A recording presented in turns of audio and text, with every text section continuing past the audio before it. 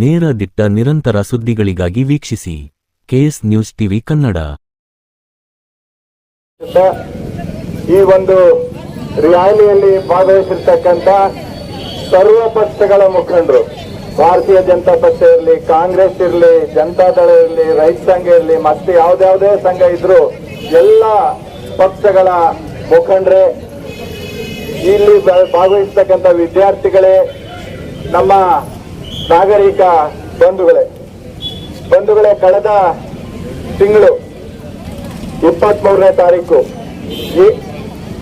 22ನೇ ತಾರೀಕು ಏನು ಉಗ್ರಗಾಮಿಗಳು ಬಂದು ಪಹಲ್ಗಾಮಲ್ಲಿ ನಮ್ಮ ಭಾರತೀಯ ನಾಗರಿಕರನ್ನ ನೀನು ಹಿಂದೂನ ಮುಸ್ಲಿಮ ಅಂತ ಜಾತಿ ಕೇಳಿ ಗುಂಡು ಹೊಡೆದು 26 ಜನನ್ನ ಸಾಯಿಸಿದ್ರು.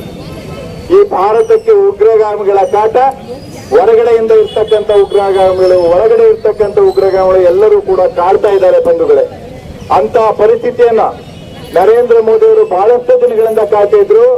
ಉಗ್ರಗಾಮಿಗಳ ನಿರ್ಮೂಲನೆ ಮಾಡೇ ಮಾಡ್ತೀವಿ, ಪಾಕ್ ಕಾಶ್ಮೀರವನ್ನ ನಾವು ತಗೊಳ್ತೀವಿ ಅಂತಕ್ಕಂಥ ಶಪಥವನ್ನ ಬಹಳ ಹಿಂದೆನೆ ಮಾಡಿದ್ರು ಬಂಧುಗಳೇ. ಆ ನಿಮಿತ್ತ ತಕ್ಷಣವೇ ಅವರು ಏನು ಪ್ರತಿಕ್ರಿಯೆ ಕೊಡ್ಲಿಲ್ಲ. ನಮ್ಮ ಸೈನ್ಯವನ್ನ ಸಜ್ಜುಗೊಳಿಸಿದ್ರು. ನಮ್ಮ ಸೈನ್ಯದ ಶಕ್ತಿ ಏನಿದೆ ಅಂತಕ್ಕಂಥದ್ದನ್ನ ಬರೀ ಪಾಕಿಸ್ತಾನಕ್ಕಲ್ಲ, ಇಡೀ ಜಗತ್ತಿಗೆ ತೋರಿಸ್ತೀವಿ ಅಂತಕ್ಕಂಥ ಪ್ರತಿಜ್ಞೆ ಮಾಡಿದ್ರು ಬಂಧುಗಳೇ. ಆ ರೀತಿ 26 ಜನಗಳನ್ನ ಕೊಂದಿರ್ತಕ್ಕಂಥ ಸಂದರ್ಭದಲ್ಲಿ ಕೇವಲ ಭಾರತದ ದೇಶದ ಗಡಿಯನ್ನು ದಾಟದೆ ನಮ್ಮಲ್ಲಿರ್ತಕ್ಕಂಥ ಏರ್ ಡಿಫೆನ್ಸ್ ಏನಿದೆಯಲ್ಲ, ಆ ಶಕ್ತಿ ಏನಿದೆ, ಆ ಶಕ್ತಿಯನ್ನ ಉಪಯೋಗಿಸಿಕೊಂಡು ಪಾಕಿಸ್ತಾನದ ಒಳಗಡೆ ಇರ್ತಕ್ಕಂಥ 9 ಉಗ್ರಗಳ ತಾಣಗಳನ್ನ ನಾಶ ಮಾಡಿದ್ರು. ಇಡೀ ಪ್ರಪಂಚ ನೋಡ್ತಿದ್ದನ್ನ ಹೇಗೆ ಭಾರತ ಮಾಡಿತು, ಪ್ರಪಂಚದ ಪಾಕಿಸ್ತಾನದೊಳಗೆ ನುಗ್ಗಿಲ್ಲ, ಆದ್ರೂ ಕೂಡ 9 ಉಗ್ರದಾನಗಳನ್ನ ನುಗ್ಗಿ ಅವನ್ನ ಪುಡಿ ಮಾಡಿರ್ತಕ್ಕಂಥ ನಮ್ಮ ಶಕ್ತಿ ಏನಿರ್ಬೋದು, ನಮ್ಮ ಆಯುಧಗಳ ಶಕ್ತಿ ಏನಿರ್ಬೋದು ಅಂತಕ್ಕಂಥದ್ದು ಇಡೀ ಪ್ರಪಂಚಕ್ಕೆ ವಿಸ್ಮಯ ಆಯ್ತು ಬಂಧುಗಳೇ. ಅದೇ ರೀತಿ ಯಾವ ಪಾಕಿಸ್ತಾನ ತನ್ನ ಏರ್ ಬೇಸ್ ಅಂತ ಇಟ್ಕೊಂಡಿದೆ, ಸುಮಾರು 11 ಏರ್ ಬೇಸ್ಗಳು ಪಾಕಿಸ್ತಾನದ ಪಂಜಾಬ್ನಲ್ಲಿ, ಲಾಹೋರ್ನಲ್ಲಿ, ಬೇರೆ ಕಡೆ ಇರ್ತಕ್ಕಂಥ 11 ಏರ್ ಬೇಸ್ಗಳೇನಿದ್ವು, ಆ ಏರ್ ಬೇಸ್ಗಳನ್ನೆಲ್ಲವನ್ನೂ ಕೂಡ ಭಾರತದ ಗಡಿಯಲ್ಲಿ ನಿಂತ್ಕೊಂಡು ಧ್ವಂಸ ಮಾಡಿರ್ತಕ್ಕಂಥದ್ದನ್ನ ನೋಡಿ ಇಡೀ ಪ್ರಪಂಚ ನಿಬ್ಬೆರಗಾಗಿದೆ ಬಂಧುಗಳೇ. ಇವತ್ತು ಯಾವ ಅಮೆರಿಕ, ಯಾವ ಚೀನಾ, ಭಾರತ ಒಂದು ಸಾಮಾನ್ಯ ದೇಶ, ಇದ್ರ ಕಡೆ ಯಾವತ್ ಬೇಕಾದ್ರೂ ಇವರು ಎದುರಿಸಬಹುದು ಅಂತಕ್ಕಂಥ ಕುಚೋದ್ಯವನ್ನ ಮಾಡ್ತಾ ಇತ್ತು. ಅವರು ಕೂಡ ಯೋಚನೆ ಮಾಡ್ತಾ ಇದ್ದಾರೆ, ಭಾರತದ ಬಗ್ಗೆ ಮುಂದೆ ಮಾತಾಡ್ಬೇಕಂದ್ರೆ ನಾವು 1000 ಸಲ ಯೋಚನೆ ಮಾಡ್ಬೇಕಂತ. ಯಾವ ನಮ್ಮ ಅಮೆರಿಕದ ಅಧ್ಯಕ್ಷ ಬಂದು ನಾನೇ ರಾಜಿ ಮಾಡಿದೆ, ನಾನೇ ಯುದ್ಧ ವಿರಾಮ ಘೋಷಣೆ ಮಾಡಿದೆ ಅಂತ ಹೇಳ್ಕೊಂಡ್ರು. ಅದಕ್ಕೆ ನಮ್ಮ ಪ್ರಧಾನಮಂತ್ರಿಗಳಲ್ಲಿ ನಮ್ಮ ದೇಶದ ಯಾವುದೇ ಸರ್ಕಾರ ಇಲ್ಲ, ಅದಕ್ಕೆ ಪ್ರತಿಕ್ರಿಯೆ ಕೊಡಲಿಲ್ಲ.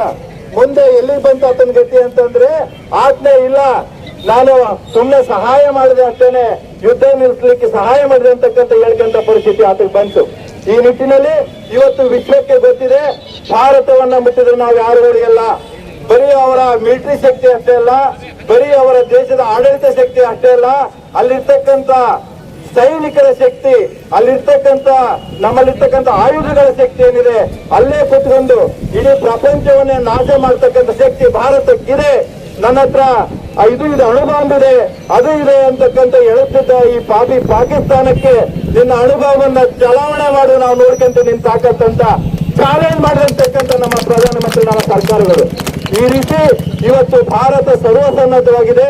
ನಮ್ಮ ಮಿಲಿಟರಿ ಅತ್ಯಾಧುನಿಕ ಯಂತ್ರೋಪಕರಣಗಳಿಂದ ಎಲ್ಲವನ್ನು ತಯಾರಾಗಿದೆ. ಪಾಕಿಸ್ತಾನ, ಬಾಂಗ್ಲಾದೇಶ ಅಷ್ಟೇ ಅಲ್ಲ, ಚೀನಾ ಬರಲಿ, ಅಮೆರಿಕ ಬರಲಿ, ಯಾರೇ ಬಂದು ಎದುರಿಸ್ತಕ್ಕಂಥ ಶಕ್ತಿ ಇದೆ. ಆದ್ರೆ ನಾವಾಗಿನೇ ಯಾರನ್ನು ನಾವು ಯುದ್ಧ ಮಾಡ್ತೀವಿ ಅಂತ ನೀವು ಹೇಳಿಲ್ಲ. ಇವತ್ತವರೆಗೂ ಪಾಕಿಸ್ತಾನದಲ್ಲಿ ಇರ್ತಕ್ಕಂಥ ಒಬ್ಬ ನಾಗರಿಕನನ್ನು ಕೂಡ ಗುರಿಯಾಗಿ ನಾವು ಬಂದೂಕನ್ನ ಹಾರಿಸಿಲ್ಲ, ನಮ್ಮ ಮಿಸೈಲ್ಗಳನ್ನ ಸಾಗಿಸಿಲ್ಲ.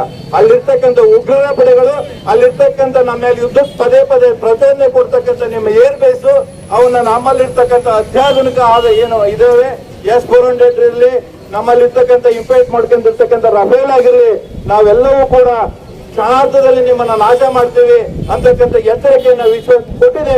ಅದಕ್ಕೋಸ್ಕರ ನಮ್ಮ ಸರ್ಕಾರಕ್ಕೆ, ನಮ್ಮ ಯೋಧರಿಗೆ, ನಾವು ಕೂಡ ಯೋಧರು, ಪ್ರತಿಯೊಬ್ಬ ನಾಗರಿಕರು ಕೂಡ ಇಂಥ ಶಕ್ತಿ ಬೆರಗ್ಗೆ ನಾವು ವಿರೋಧ ವ್ಯಕ್ತಪಡಿಸ್ಕೊಂತ ಪಾಕಿಸ್ತಾನಕ್ಕೆ ನಮ್ಮ ಶಕ್ತಿ, ಬಹಳಷ್ಟು ಶಕ್ತಿ ನಮ್ಮಲ್ಲಿದೆ ಅಂತಕ್ಕಂಥದ್ದನ್ನ ಹೇಳ್ಕೊಡ್ಬೇಕಾದ್ರೆ ಬಂಧುಗಳೇ, ನಾವೆಲ್ಲ ನಾಗರಿಕ ಬಂಧುಗಳು ಇನ್ನು ಮುಂದೆ ಪ್ರತಿಜ್ಞೆ ಮಾಡಬೇಕು.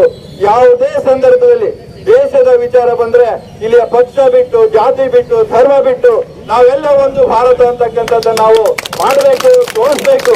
ಅದನ್ನು ಬಿಟ್ಟು ನಾವೇ ಕಿತ್ತಾಡಬಾರ್ದು. ಮೊನ್ನೆ ಹಾಗೆ ಪಹಲ್ಗಾಮ್ ವಿರುದ್ಧವಾಗಿ ಮಾಡಿರ್ತಕ್ಕಂಥ ಈ ಒಂದು ಆಪರೇಷನ್ ಸಿಂಧೂರ ಅಂತಕ್ಕಂಥ ಆಪರೇಷನ್ ಏನಿದೆ, ಎಲ್ಲ ಪಕ್ಷಗಳು ಎಲ್ಲರೂ ಹೇಗೆ ಸಪೋರ್ಟ್ ಕೊಟ್ರೆ ಮುಂದಿನ ದಿನಗಳಲ್ಲಿ ಎಲ್ಲ ನಾಗರಿಕರು ಅದಕ್ಕೆ ಸಪೋರ್ಟ್ ಕೊಟ್ಟು ಭಾರತವನ್ನ ವಿಶ್ವದಲ್ಲಿ ವಿಜೃಂಭಿಸಲು ತಾವೆಲ್ಲರೂ ಕೂಡ ಸಹಕಾರಿ ಆಗಬೇಕಂತ ವಿನಂತಿ ಮಾಡಿಕೊಂಡು, ನಮ್ಮ ಭಾರತದಿಂದಲೂ ಕೂಡ ಎಲ್ಲ ನಾಗರಿಕ ಬಂಧುಗಳು ತಮ್ಮಲ್ಲಿ ಇಟ್ಟಿರ್ತಕ್ಕಂಥ ಕಿಚ್ಚೇನಿದೆ ಆ ಕಿಚ್ಚನ್ನು ಸಂದರ್ಭ ಬಂದಾಗ ಹೊರಹಾಕಿ ನಮ್ಮ ಶಕ್ತಿಯನ್ನು ಕೂಡ ದೇಶಕ್ಕೋಸ್ಕರ ಮುಳುಪಾಗಿರ್ತೀವಿ ಅಂತ ಪ್ರತಿಜ್ಞೆ ಮಾಡೋಣ ಅಂತ ಹೇಳಿ ಈ ಒಂದು ಅವಕಾಶ ಕೊಟ್ಟದಕ್ಕೆ ವಂದಿಸಿ ನನ್ನ ಮಾತುಗಳನ್ನ ಮುಕ್ತಾಯ ಮಾಡ್ತೇನೆ. ಜೈ ಹಿಂದ್, ಜೈ ಕನ್ನಡ.